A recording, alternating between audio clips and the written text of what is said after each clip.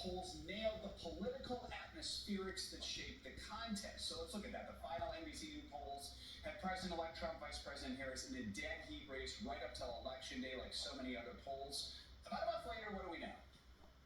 Yeah, Joe, the polls got more right than they ended up getting wrong. And you ended up looking at our own final national NBC News poll that showed a tied race between Donald Trump and Kamala Harris at 49% each.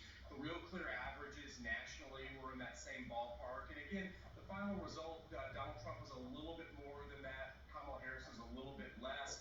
But given a lot of the past misses that we've seen in presidential elections, particularly going back to 2020, this was a much better performance for the polls. And as also mentioned, the atmospherics got right. President Biden was unpopular.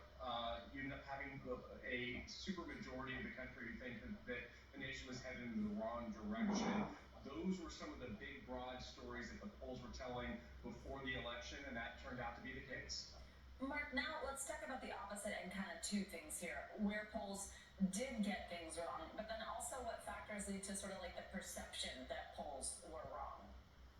Yeah, so Savannah, as I mentioned earlier, once again, Donald Trump's support was a little understated, certainly not as what we ended up seeing in 2020 and 2016, but he ended up outperforming his polls. But to me, and when we look at our own NBC News poll, maybe the biggest miss was that size of the overall gender gap. We were talking about a historic gender gap, and what it turned out to be was this was kind of almost the same gender gap that we've seen in past presidential contests in 2016 and 2020. Now, where there was a gender gap is when you end up adding education to that, college degrees, and that's where we ended up seeing a wide educational gap between men without college degrees and women with them. So, Mark, if there's one number that explains why we saw what we saw, I think it's this. The NBC News exit poll found 73% of voters say that they were either angry or dissatisfied with the country's direction. Mr. Trump swept the battleground states, winning all 7. Felt like a surprise at the time, but that persistent dissatisfaction, that was key in the final result, right? Yeah, Joe, I actually think that was the whole ball game. And, usually you end up having a president winning re-election or a presidential administration winning re-election when people say, hey, you know what, good times are here again. It's morning in America, things are on the right track, or at least you're getting better, like what we saw for Barack Obama in 2012.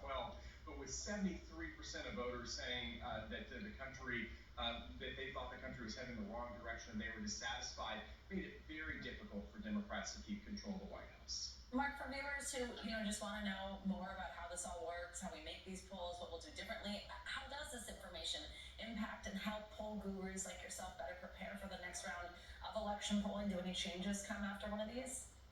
Yeah, Savannah, one of the big lessons that we were telling at NBC News throughout this entire cycle was that polls aren't precise instruments. That if you get a number that says it's one candidate's at 50% and another candidate's at 49%, that one candidate at 50% isn't guaranteed to win. In fact, all that we know about that kind of result that it's close. And the polls did tell us about the atmosphere. They told us this was a very close and uncertain race. And that's kind of the extent to what polls can do. Mark Murray, thank you.